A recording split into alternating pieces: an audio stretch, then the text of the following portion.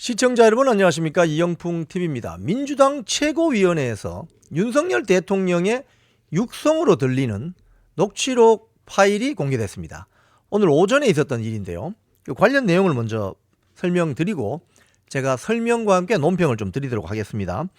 민주당이 김건희 여사 공천 개입 의혹을 받는 그 명태균과 윤석열 대통령이 직접 통화했다는 그 녹취록 육성을 직접 공개했어요.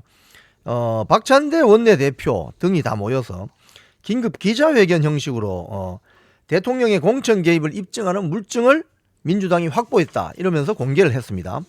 그 내용을 들어보면 저도 이 동영상을 통해서 봤습니다. 명태균과 윤석열 대통령의 목소리로 들리는 그 음성을 보면 이렇습니다. 공관 위에서 공천 명단을 나한테 들고 왔길래 내가 김영선이 경선 때부터 열심히 뛰었으니까 그거는 김영선이를 좀 해줘라 그랬는데 말이 많네 당해서 이렇게 음성이 나옵니다. 그러자 명태균이가 진짜 평생 은혜 잊지 않겠습니다. 고맙습니다. 라고 답한 거예요. 자, 이 박찬대 원내대표 말은 이 통화가 2022년 5월 9일 즉 윤석열 대통령이 대통령에 당선되고 나서 당선자 신분일 때 통화가 이루어졌다고 합니다.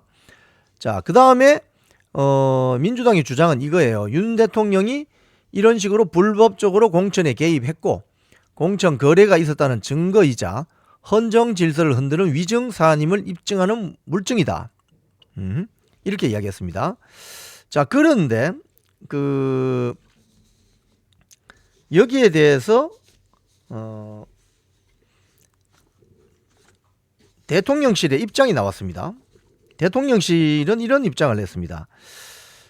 당시 윤석열 당선인은 공천관리위원회로부터 공천관리 보고를 받은 적도 없고 또 공천을 지시한 적도 없다. 당시 공천 결정자는 이준석 당대표, 윤상현 공천관리위원장이었다. 당시 당은 제주도를 제외한 모든 지역을 전략공천으로 결정했고 경남 창원 의창 지역구의 경우 김영선 후보자가 가장 경쟁력이 있는 후보였다. 그리고 김영선 후보자가 압도적인 표 차이로 당선됐다. 뭐 이렇게 해명을 했습니다. 그리고 이준석 당시 당대표도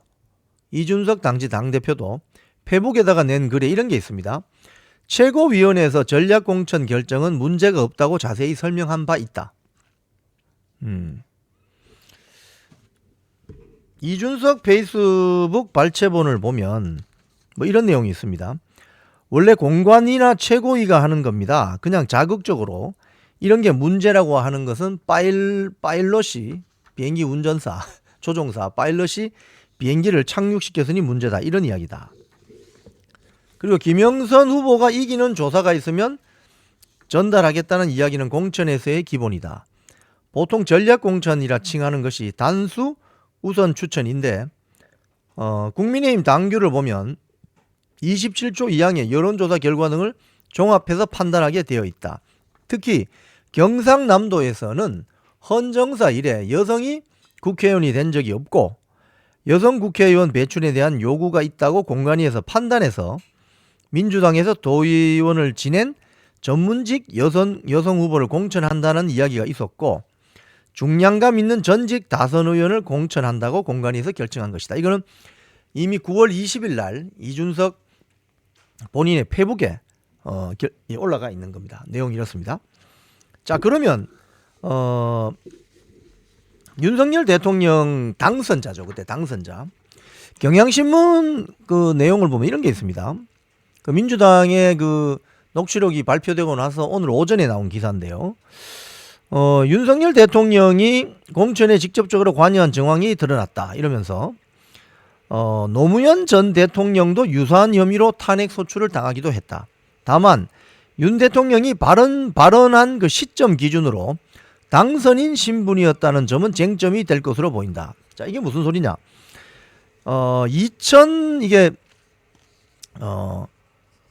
2004년 5월이죠. 노무현 전 대통령이 정치 중립성을 해칠 수 있는 발언을 수차례 한 바가 있습니다. 가령 이런 겁니다. 노무현 대통령은 2004년 2월 18일 기자회견에서 개헌 저지선까지 무너지면 그 뒤에 어떤 일이 생길지는 나도 정말 말씀드릴 수가 없다. 왜냐하면 이게 총선을 앞두고 있었거든요. 그래서 특정 정당 지지를 유도한다는 비판을 받았고, 또 일주일이 채 지나지 않은 2004년 2월 24일 방송기자클럽 초청 대통령 기자회견에서 이런 이야기를 합니다. 국민들이 총선에서 열린우리당을 압도적으로 지지해 줄 것을 기대한다. 대통령이 뭘 잘해서 우리 열린우리당 표를 얻을 수만 있다면 합법적인 모든 것을 다 하고 싶다. 야, 이건 엄청 노무현 전 대통령은 엄청 세게 이야기하셨네요.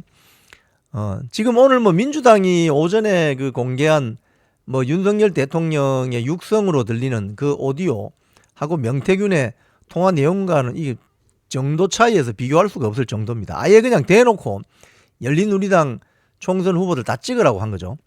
그때 중앙선거관리위원회가 대통령의 정치적 중립 의무를 위반했다면서 중립 의무 준수를 요청했는데 노무현 전 대통령이 이를 받아들이지 않았고 결국 정치적 갈등을 빚게 됐어요. 그래서 당시 원래 민주당에서 갈라져 나온 새천년 민주당, 그리고 노무현 대통령은 열린우리당을 만들었잖아요.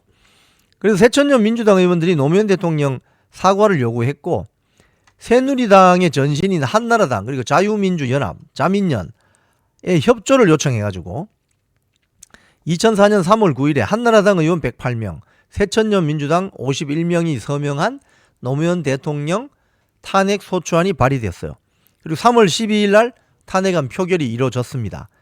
찬성 193명으로 탄핵 소추안이 가결된 바 있습니다. 이때 아마도 의사봉을 잡았던 분이 아마 그 박관용 전 국회의장으로 제가 기억을 합니다.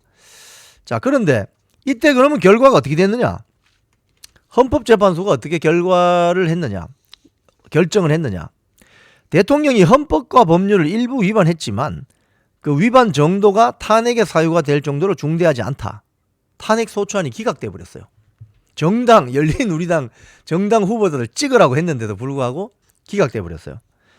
탄핵안이 국회에서 가결된 지 한 2달 만인 64일 만에. 그래서 노무현 전 대통령은 원래 자리로 대통령 자리로 복귀했고, 총리도 고건 전 총리도 원래 직무로 돌아갔어요. 자, 오늘 그 민주당이 오전에 공개한 명태균과 그 윤석열 대통령 육성이라고 하는 그 녹취록 공개는 들어보면은 상당히 그 뉴스죠. 왜냐하면 윤석열 대통령 육성이라고 나온 건 이건 처음입니다.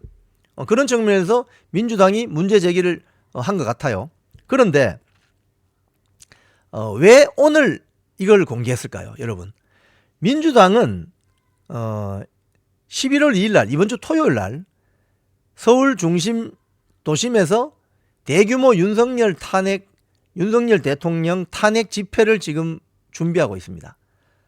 그래서 오늘 목요일에 이 뉴스가 이제 퍼지게 되면 이 뉴스의 실제적인 내용, 그리고 어떤 파장 또는 전 노무현 대통령과의 케이스를 비교해 보면 이거 뭐 문제 삼을 수는 있겠지만 윤석열 대통령 탄핵으로까지 갈 만한 사안은 아닌데, 뭐 어쨌든 간에 정치적인 논란은 빚어질 것입니다.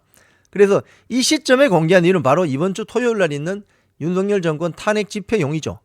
그렇게 보여지는 거죠.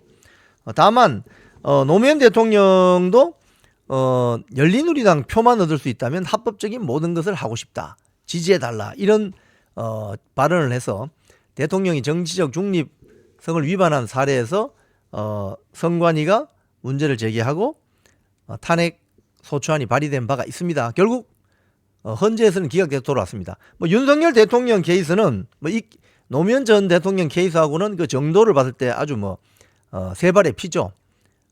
가령 그게 사실이었다면, 예? 지금 당선자 신분에서 개인적인 의견을 낸 것이거든요.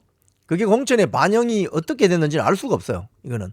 그러니까 이걸 문제 삼는다면, 굳이 문제 삼는다면 문제 삼을 수는 있겠죠. 하지만 노무현 전 대통령의 케이스 전례를 봤을 때 이걸 탄핵까지 갈 수 있는 그런 폭발적인 사안은 아니다. 다만 민주당이 왜 오늘 오전에 이걸 발표했을까?